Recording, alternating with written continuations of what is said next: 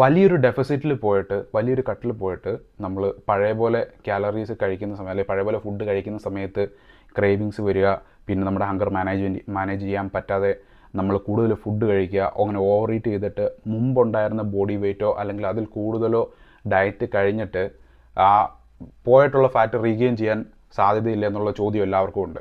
ആ ചോദ്യം തന്നെ എനിക്കും ഉണ്ടായിരുന്നു. മുമ്പ് 2200 കാലറിയിൽ നിന്ന് 200-300 കാലറി കട്ട് ചെയ്തിട്ട് അങ്ങനെ ഒരു ഡെഫിസിറ്റിൽ പോയിട്ട് ഞാൻ മുമ്പ് ഡയറ്റ് ചെയ്തിട്ടുണ്ട്. പക്ഷേ അതെനിക്ക് വർക്കൗട്ട് ചെയ്തിട്ടില്ല. വളരെ ടയേർഡായിട്ട് അതിലൊരു ഫറ്റീഗ് എനിക്ക് തോന്നിയിട്ടുണ്ട് ഭയങ്കരമായിട്ട്. അപ്പം ഞാൻ വിചാരിച്ചു ഓക്കെ എന്നാൽ ഒറ്റ മൈൻഡ് ഈ പറഞ്ഞ പോലെ ഒരു അഗ്രസീവിൽ പോയേക്കാം എന്നും വിചാരിച്ച് പോപ്പുലറായിട്ട് യൂട്യൂബിലുള്ള 2-3 പേരുണ്ട്. ഒന്ന് ലൈൽ മെക്ഡൊണാൾഡ്, പിന്നെ സോളമൻ നെൽസൺ, പിന്നെ വേറൊരു മെക്ഡൊണാൾഡ് ഉണ്ട്. അപ്പോൾ ഇവർ പൊതുവേ പറയുന്ന കാര്യം ഇതുപോലെ അഗ്രസീവായിട്ട് പ്രൊഡോമിനൻ്റ്ലി നമ്മുടെ ഡയറ്റിൽ പ്രോട്ടീൻ വെക്കുക, എന്നിട്ട് കാർബ് മാക്രോസ് അത് വെച്ച് ഫില്ല് ചെയ്യുക, കാർബും ഫാറ്റും ബാക്കിയുള്ള കാലറീസ് വേണ്ടിയത് വെച്ച് ഫില്ല് ചെയ്യുക.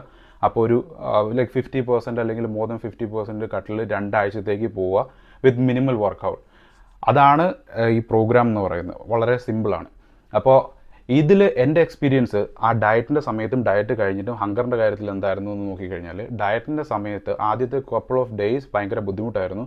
പിന്നീട് ഞാൻ അറിയാതെ തന്നെ ഈ പറഞ്ഞ ഹങ്കർ വരുന്ന സമയത്ത് ഞാൻ ഈ പ്രോട്ടീൻ റിച്ച് ആയിട്ടുള്ള ഫുഡ് കഴിക്കും. പലപ്പോഴും നിങ്ങൾക്കറിയാം, ഈ വീഡിയോ മുമ്പ് കണ്ടിട്ടുണ്ടെങ്കിൽ ഞാൻ ചിക്കൻ ബ്രസ്റ്റ് ആയിരുന്നു കഴിച്ചുകൊണ്ടിരുന്നത്. അപ്പോൾ കുക്ക് ചെയ്തിട്ടുള്ള ക്യാനിലെ ചിക്കൻ ബ്രസ്റ്റ്. സോ അത് കഴിക്കുമ്പോഴത്തേക്ക് ആ ഹങ്കർ ഓക്കെ ആവും, സെറ്റാവും. പിന്നെ കപ്പിൾ ഓഫ് മണിക്കൂറിലേക്ക് പിന്നെ എനിക്ക് വിഷമം കാര്യങ്ങളും ഇല്ല. ഇത് തന്നെ ഇപ്പോൾ ഡയറ്റ് കഴിഞ്ഞ് പുറത്തിറങ്ങി കഴിഞ്ഞിട്ട് എനിക്ക് അതിൻ്റെ ഒരു ഗുണം ഉണ്ടായത് എന്താണെന്ന് വെച്ച് കഴിഞ്ഞാൽ, ഈ ഹങ്കർ മാനേജ്മെൻറ്റ് എന്താണെന്ന് എനിക്ക് മനസ്സിലാക്കാൻ പറ്റി. ഞാൻ ചെറിയ ഡെഫിസിറ്റിൽ പോയ സമയത്ത് എനിക്ക് ഉണ്ടായ ക്രേവിങ്സോ അല്ലെങ്കിൽ എനിക്കുണ്ടായ ഹങ്കറിനെയോ കൂടുതൽ എനിക്ക് മാനേജ് ചെയ്യാൻ പറ്റി. ഈ പറഞ്ഞിട്ടുള്ള അഗ്രസീവ് കട്ടിൽ പോയിട്ടുള്ള സമയത്ത് ഒരാഴ്ചയോളം ആയപ്പോൾ അല്ലെങ്കിൽ ഒരാഴ്ച മുതലുള്ള സമയത്ത് ഈ പറഞ്ഞ ഹങ്കർ എന്ന് പറയുന്നത് ഒരു വലിയ ഇഷ്യൂവേ അല്ലാതെ പോയി. കാരണം ഫുഡ് എന്നുള്ളത് തന്നെ ഒരു സെക്കൻഡറി സാധനം. കാരണം ഓൾറെഡി എല്ലാ ഫുഡും എനിക്ക് സെറ്റാണ്, എനിക്കറിയാം എന്ത് ഫുഡാണ് കഴിക്കേണ്ടത്, എൻ്റെ റീച്ചിൽ തന്നെ ഈ സാധനമുണ്ട്. അങ്ങനെ ഒരാഴ്ചയോളം ആയപ്പോഴത്തേക്ക് ഈ ഹങ്കർ എന്ന് പറയുന്ന സാധനം പിന്നെ എനിക്കൊരു വലിയ ബുദ്ധിമുട്ടല്ലാതെ പോയി. ക്രേവിങ്സ് ഉണ്ടായിരുന്നു എന്ന് ചോദിച്ചു കഴിഞ്ഞാൽ, നമ്മൾ ലേറ്റ് നൈറ്റിൽ ഇൻസ്റ്റാഗ്രാം ഒക്കെ നോക്കുന്ന സമയത്ത് ചിലപ്പോൾ ഈ ക്രേവിങ്സ് ഒക്കെ വരും കാണുമ്പോൾ. അല്ലാതെ എൻ്റെ തന്നെ ഉള്ളിൽ എനിക്കിങ്ങനെ ഇത് പോയി കഴിക്കാമെന്നോ അങ്ങനെയുള്ള തോന്നലുകളൊന്നും ഉണ്ടായിട്ടില്ല. പക്ഷേ ഈ ഡയറ്റ് കഴിഞ്ഞിട്ട് ഈ ക്രേവിങ്സ് ഉണ്ടായിട്ടുണ്ട്, ഞാൻ കഴിച്ചിട്ടുണ്ട്. ഞാൻ ഇപ്പോഴും ഓർക്കുന്നു, ഒരു ഹൽവ, നമ്മുടെ സാധാരണ ബ്ലാക്ക് ഹൽവ, അത് 50 ഗ്രാമിൽ 380 കാലറി അങ്ങനെ കണ്ടാണ് ഞാൻ നോക്കി തപ്പി വെച്ച് കണ്ടിട്ടുള്ളത്. സോ അത് ഒരു 5 ബ്ലോക്ക് ഒറ്റ അടിക്കിരുന്നത്, 5 ബ്ലോക്ക് എന്ന് പറയുമ്പോൾ 250 ഗ്രാം ഒറ്റ അടിക്കിരുന്ന് കഴിച്ച ദിവസം ഞാൻ ഓർക്കുന്നുണ്ട്. Even still like even then എനിക്ക് ഈ പറഞ്ഞ ഇപ്പോൾ ഒരാഴ്ച 2 ആഴ്ചയോളം ഞാൻ പിന്നെ വൺസ് ഡയറ്റ് കഴിഞ്ഞിട്ട് ഞാൻ കൗണ്ട് ചെയ്യുന്ന ഡേയ്സ് കൗണ്ട് ചെയ്യുന്ന നിർത്തി. എന്നിരുന്നാൽ തന്നെ 2 ആഴ്ച ആയിട്ടുണ്ട് മിനിമം. അപ്പോൾ 2 ആഴ്ച കഴിഞ്ഞിട്ടും എൻ്റെ വെയിറ്റ് തിരിച്ച് കാർബ് ഇൻട്രൊഡ്യൂസ് ചെയ്ത് ഞാൻ അത്രയും പ്രോട്ടീൻ്റെ അളവ് എടുക്കുന്നത് കുറച്ചു. എന്നിട്ട് പോലും എൻ്റെ വെയിറ്റിൽ ഇപ്പോഴും 165. ഞാൻ ഇന്ന് സ്കെയിലിൽ നോക്കി, അതിനകത്ത് ഇപ്പോഴും 165 നിൽക്കുന്നത്. സോ ഈ ഡയറ്റ് കഴിഞ്ഞിട്ട് എനിക്ക് ഫാറ്റ് റീഗെയിൻ ചെയ്യേണ്ട വന്നോ? ഇല്ല. എനിക്ക് വേണ്ടി ഫുഡ് കഴിച്ചു. പിന്നെ എന്താണ് സംഭവിക്കുന്നത്?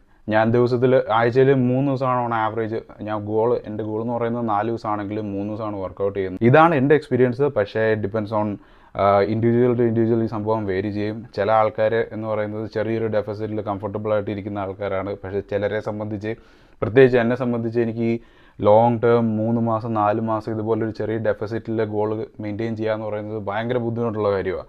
അതെൻ്റെ മുന്നത്തെ വീഡിയോ നോക്കി കഴിഞ്ഞാൽ പല സാധനങ്ങൾ ട്രൈ ചെയ്യുന്നുണ്ട്.